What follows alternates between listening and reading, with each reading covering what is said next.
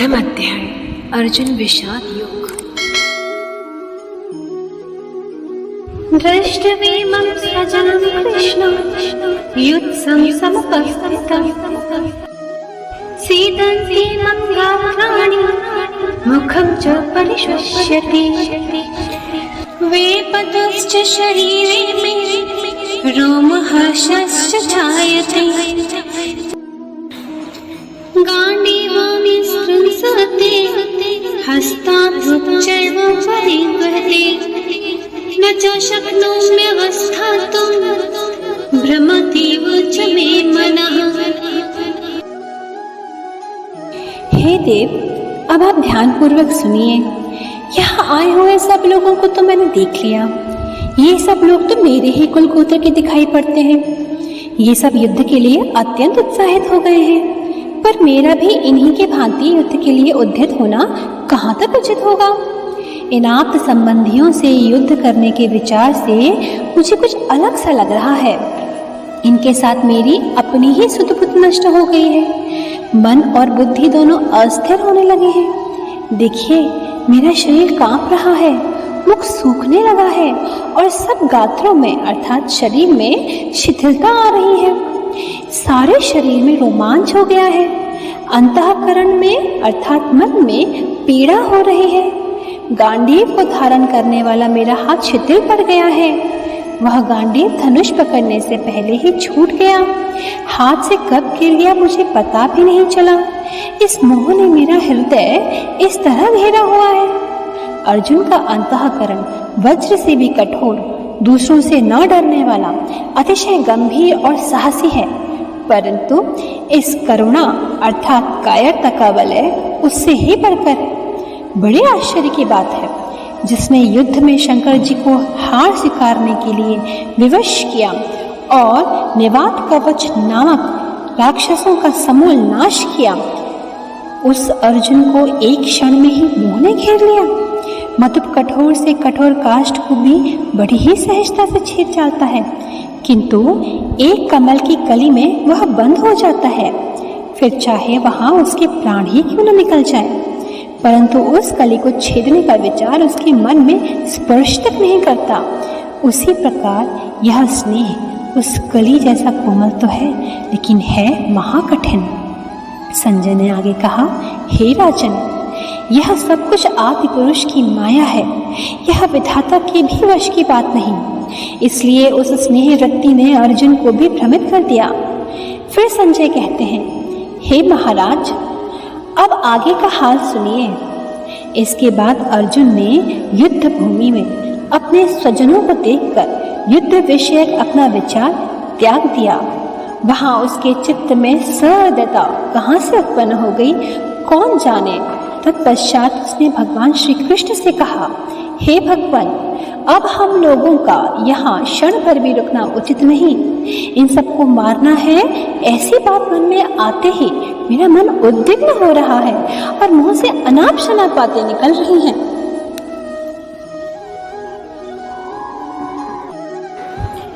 निमित्तानि च पश्यामि विपरीतानि केशव न च श्रेयो अनुपश्यामि हत्वा स्वजनमाहवे न काङ्क्षे विजयं कृष्ण न च राज्यं सुखानि च किं नो राज्येन गोविन्दो किं भोगे जीवितेन वा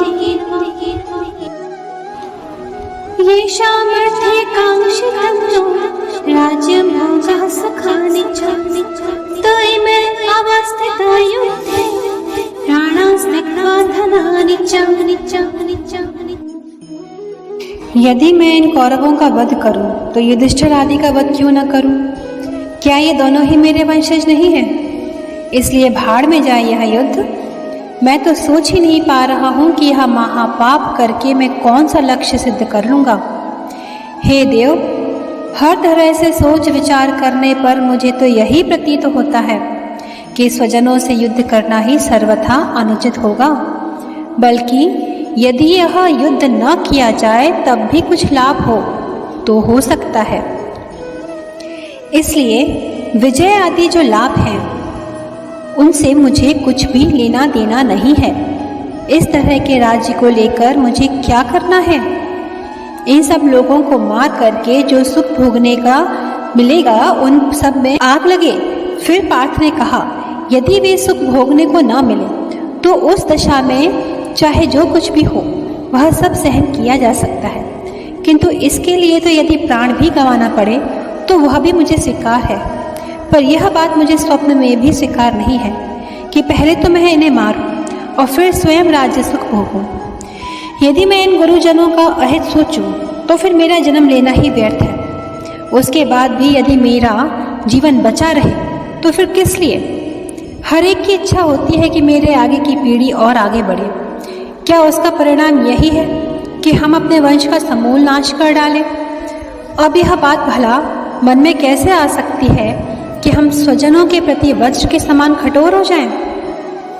हमें तो यथासंभव इन लोगों की भलाई ही करते रहना चाहिए। वैसे तो होना यह चाहिए कि हमारे द्वारा जुटाई गई सुख सामग्री का यही लोग उपभोग करें। इतना ही नहीं, इन लोगों के लिए तो हमें अपने जीवन को भी निछावर कर देना चाहिए। सबसे उत्तम बात यह होती है कि हम दिग दिगंत के समस्त भूपालों को जीत कर अपने वंशजों को ही संतुष्ट करें। इस समय हमारे वही सब भाई बंधु यहाँ आए हुए हैं, किंतु विधि का विधान कुछ ऐसा प्रतिकूल आ पड़ा है कि ये लोग अपने धन संपत्ति, पत्नी, पुत्र आदि सबको त्याग कर और अपना जीवन शस्त्रों की नोक पर लटका कर यहाँ एक दूसरे को मरने मारने के लिए उद्यत है। फिर ऐसे लोगों की हत्या भला मैं कैसे करूं? इनमें से किन पर शस्त्र उठाऊं? ये कौरव यानी हम लोग ही हैं। इन लोगों को मारना यानी अपने को मारना। इस दृष्टि से अर्जुन बोल रहे हैं, अपने ही हृदय का घात मैं किस प्रकार करूं?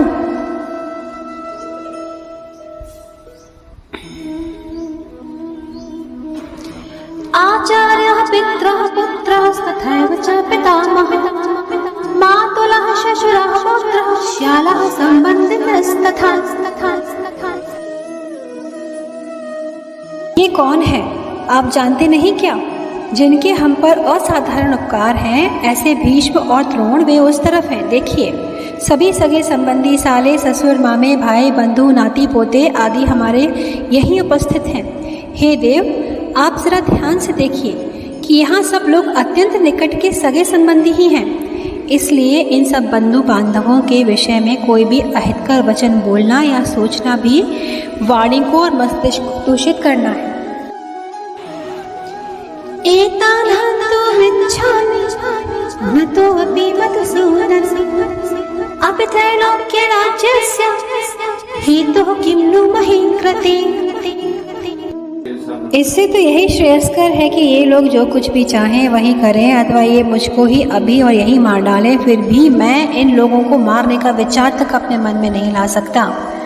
यदि मुझे तीनों लोगों का भी निष्कंटक राज्य मिल जाए तो भी मैं कभी इन लोगों का अनिष्ट नहीं कर सकता, न सोच सकता। यदि मैं आज यहाँ यह जघन्य कृत्य कर डालूं तो फिर मेरे लिए किसके मन में पूज्य भाव रह जाएगा? हे कृष्ण, फिर आप ही बताइए कि क्या इस कार्य से आपका मुंह हम लोगों को देखने के लिए मिलेगा? निहत्ते धार्य राष्ट्राणां का प्रीतिः स्यात् जनार्दन पापमेवाश्रये तस्मात् हत्वैतानाततायनः। यदि मैं अपने ही वंशजों का विनाश करूंगा तो मैं महापापों का केंद्र स्थल बन जाऊंगा और फिर आप ही मेरे हाथ से निकल जाएंगे। कुल की हत्या का पाप लग जाने पर फिर भला आपको कौन और कहाँ देखेंगे? जैसे जंगल में दावाग्नि को देखकर कोकिल वहाँ पल भर भी नहीं ठहरती, अथवा पंख युक्त सरोवर देखकर चकोर पक्षी उसका तिरस्कार करके वहाँ से चला जाता है, ठीक वैसे ही देव, यदि मेरे में से पुण्य संचय नष्ट हो गया तो आप अपनी माया से मुझे मुंह में डालकर मेरे पास नहीं आएंगे।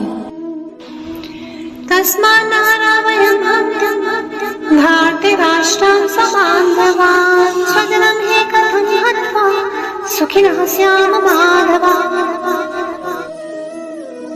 ना तो मैं यह युद्ध करूंगा और ना ही शस्त्र को उठाऊंगा, कारण कि ऐसा करना मुझे हर प्रकार से गलत ही जान पड़ रहा है। हे प्रभु, यदि आपसे ही मेरा वियोग हो जाए तो फिर मुझे आप ही बताएं कि मेरे पास रह ही क्या जाएगा। हे कृष्ण, उस वियोग काल में तो आपके बिना मेरा हृदय ही तार तार हो जाएगा। इसलिए यह बात एकदम असंभव है कि कौरवों का तो वध हो जाए और मैं राज्य का सुख भोग करूं। यह बात घटनी असंभव है। इस प्रकार अर्जुन बोले, यद्यपि ते न पश्यन्ति लोभोपहत चेतसः कुलक्षय कृतं दोषं मित्रद्रोहे च पातकम् कथं न ज्ञेयमस्माभिः पापदस्मात् निवर्तितुं कुलक्षय कृतं दोषं प्रपश्यद्भिर्जनार्दनः। फिर अर्जुन ने कहा, यद्यपि ये लोग अभिमान के मद से अंधे होकर युद्ध के लिए आए हुए हैं, तथापि हमें अपने हित का विचार करना चाहिए। भला यह कैसे हो सकता है कि मैं ही अपने हाथों से अपने वंशजों की हत्या करूं? क्या मैं जानबूझकर यह कालकूट नामक विष पी जाऊं? अजी, मार्ग में चलते चलते यदि अचानक कोई शेर सामने आ जाए तो उससे अपना बचाव कर लेना ही श्रेयस्कर है। हे प्रभु, अब आप ही बताइए कि तीव्र प्रकाश छोड़कर अंधकूप में प्रवेश करने से क्या लाभ? यदि सामने आग देखकर भी हम उससे बचकर ना निकलें तो वह पल भर में हमें भस्म ही कर डालेगी। इसी प्रकार यह हत्या रूपी दोष मुझ पर लिपटना चाहता है, तो फिर यह बात जानते हुए भी मैं किस प्रकार इस कार्य में प्रवृत्त हूँ? फिर अर्जुन ने यह भी कहा, हे देव, यह पाप कितना भयंकर है, इस बात को मैं विस्तार पूर्वक आपको बतलाता हूँ। अब आप मेरी बात को जरा ध्यान से सुनिए।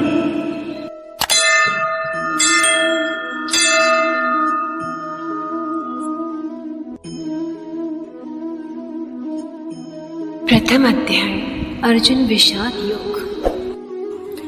कुलक्षये प्रणश्यन्ति कुलधर्माः सनातनः धर्मे नष्टे कुलं कृत्स्नं धर्मो अभिभवत्यम्।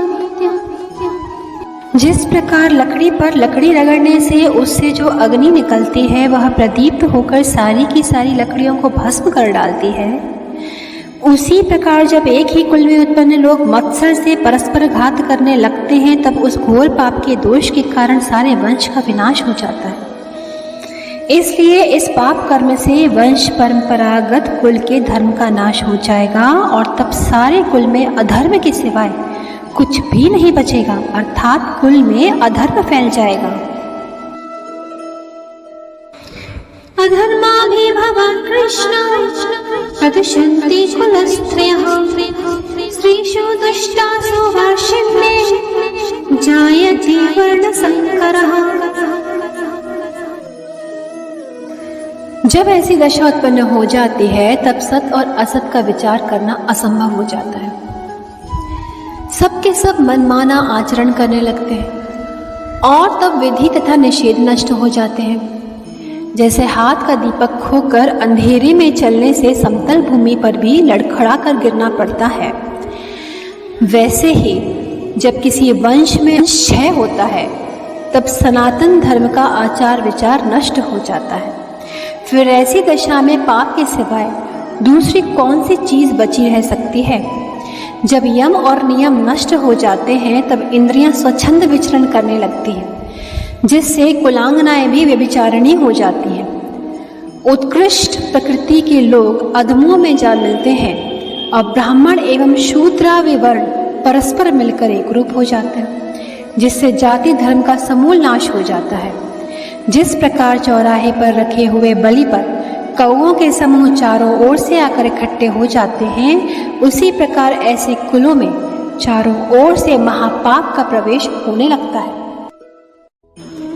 संकरो नरकाय कुलघ्नानां कुलस्य च पतन्ति पितृहोषां लुप्तपिण्डोदकक्रियः। इसके बाद उस कुल को भी और कुलघातियों को भी नरक में जाना पड़ता है। और भी देखिए, इस तरह से वंश में बढ़ी हुई प्रजा अधोगति को जाती है, तब उस वंश के पितरों को भी स्वर्ग से नीचे गिरना पड़ता है, क्योंकि जहाँ नित्य तथा नैमित्तिक कृत्यों का क्षय हो जाता है वहाँ किसी को तिलांजलि देने की परवाह हो सकती है? फिर ऐसी दशा में पितृलोक क्या करें, स्वर्ग में कैसे ठहरे? इसलिए वे भी असहाय होकर अपने भ्रष्ट कुल वालों के पास नरक में जा पहुंचते हैं। जैसे सांप नखाग्र में काटे तो भी उसका विष चोटी तक फैल जाता है, वैसे ही इस महापाप के दोष से ब्रह्मलोक तक पहुंचे हुए पितरों सहित सारा कुल डूब जाता है। दोषे रहते ही कुल वर्ण संकर कार कहे, उत्साद्यन्ते जाति धर्माः कुल धर्माश्च शाश्वतः। उत्सन्कुल धर्माणां मनुष्याणां जनार्दन, नरके अनियतं वासो भवतीत्यनुशुश्रुम। अहो बत महत् पापं कर्तुं व्यवसिता वयं, यत् राज्य सुखलोभेन हन्तुं स्वजनमर्त्यतः। हे देव, आप जरा ध्यान पूर्वक सुने। इसमें एक और भी महापातक होता है। वह यह है कि जब एक कुल पथ भ्रष्ट हो जाता है तब उसके संग दोष से दूसरे लोग भी पतित हो जाते हैं। जैसे अपने घर में अकस्मात लगी हुई आग औरों के भी घरों को जलाकर भस्म कर देती है, वैसे ही उस कुल की संगति जिसके साथ होती है वे सब के सब उस कुल के कारण महापापी हो जाते हैं। इस प्रकार अनेक पातकों से युक्त वह केवल नरकगामी कुल ही होता है, उसे नरक की यातना भोगनी पड़ती है। अर्जुन ने फिर कहा, जब एक बार वह कुल नरकगामी हो जाता है तब कल्प के अंत तक भी वह वहां से मुक्त नहीं होता। कुल का घात करने से इसी प्रकार अंतविहीन अधोगति होती है। हे देव, आपने मेरी तरह की बातें कान से सुनी, पर मैं देखता हूँ कि अभी तक आप पर कुछ भी प्रभाव नहीं पड़ रहा। क्या आपने अपना हृदय वज्र सा कठोर बना लिया है? आप फिर ध्यान दें, जिस शरीर के लिए सुख संपत्ति की कामना की जाती है वह सब कुछ क्षणभंगुर है। तो आप ही बताएं कि इस प्रकार होने वाले महापातक का हम त्याग क्यों न करें? ये सब अपने पूर्वज एकत्रित हुए हैं, उनको मार डालो। इस प्रकार की बुद्धि से उनकी तरफ देखा, क्या मुझसे कोई कम गलती हुई है? आप ही बताइए। यदि माम प्रतीकाय शस्त्रं शस्त्रपाणयः धार्तराष्ट्रारणे हन्यस्तन्मे क्षीमतरं भवेत्। तो मैं यही समझता हूँ कि इसके बाद भी जिंदा रहने से ज्यादा श्रेयस्कर यही है कि मैं अपने शस्त्र को फेंक दूं और इन्हीं लोगों के प्रहार को प्रसन्नता पूर्वक सहन करूं। यदि ऐसा करने में मेरे प्राण भी चले जाएं तो भी वह अच्छी बात ही है, पर यह घोर पाप करने की मेरी तनिक भी इच्छा नहीं है।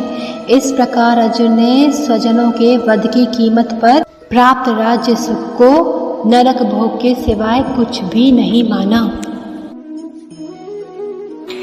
एवं मुक्त्वा अर्जुनः संख्ये रथोपस्थोपाविशत् विसृज्य सशरं चापं शोकसंविग्नमानसः। संजय ने धृतराष्ट्र से कहा, हे महाराज, उस समय रणभूमि में अर्जुन ने ये सब बातें भगवान से कही।